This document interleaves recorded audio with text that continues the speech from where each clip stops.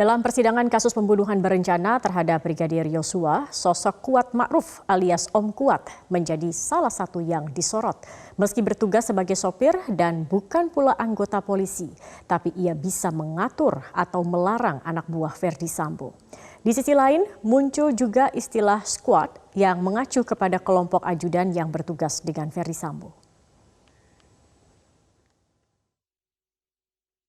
Pengaruh dari sosok Kuat Ma'ruf sempat membuat heran majelis hakim karena terdakwa pembunuhan Brigadir J itu dinilai bukan sopir biasa. Bahkan Kuat sempat disebut sangat dekat dengan istri Verdi Sambo, Putri Chandrawati. Posisinya sebagai karyawan senior juga menyebabkan ia menjadi orang kepercayaan. Perebutan kepercayaan inilah kerap menjadi pemicu saling iri dan kecemburuan di antara ajudan dan juga Kuat Ma'ruf itu sendiri. Jadi perselisihan di antara mereka ini sudah lama ada, atau kecemburuan.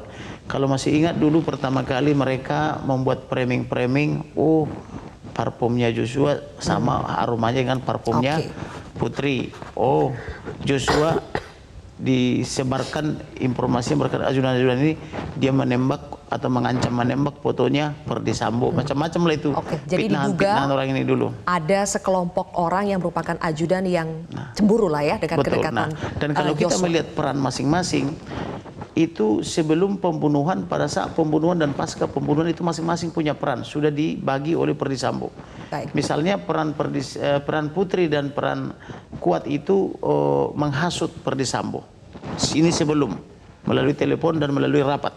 Pada saat kejadian mereka juga punya peran masing-masing dibagi.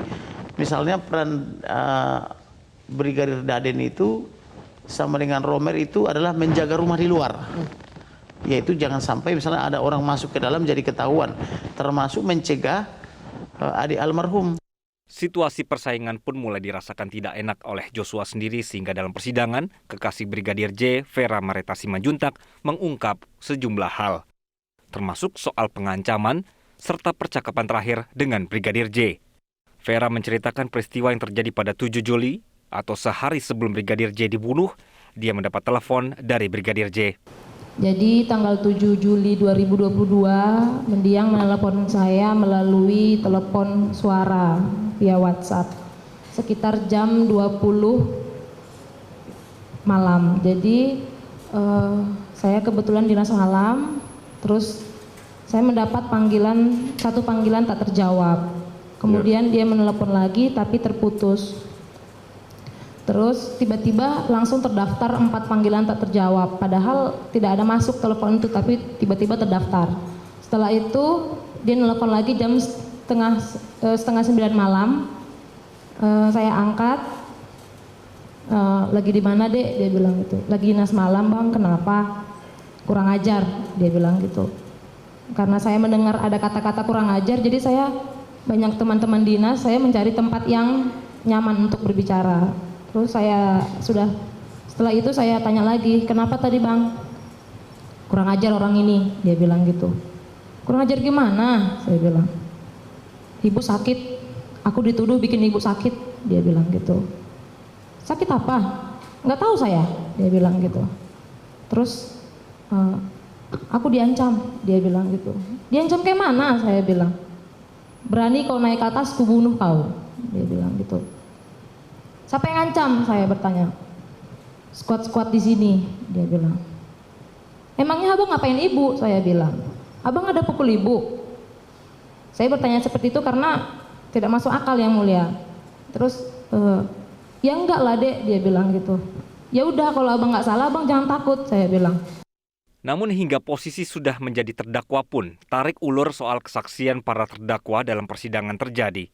Dan membuat ibunda dari Brigadir Joshua geram. Ia pun meminta Kuat Ma'ruf dan kelompok ajudan agar berbicara sejujur-jujurnya. Anakku satu-satunya, sebanyak itu kalian di rumah itu. Aduh, luar biasa, di mana hati kalian? Hewan aja mati.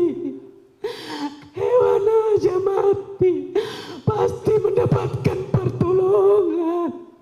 Ini kalian manusia diciptakan Tuhan normal, punya mata, punya hati, tapi satu pun kalian di rumah Sambo itu mengikuti skenario atasanmu itu dan putrimu yang kau banggakan itu.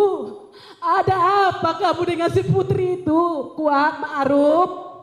Ada apa? Siapa kamu di dalam itu? Siapanya si putri kamu? Sampai kamu mendesak, mengatur si putri. Saya orang kecil aja, tidak diperbolehkan orang lain di rumah mengatur.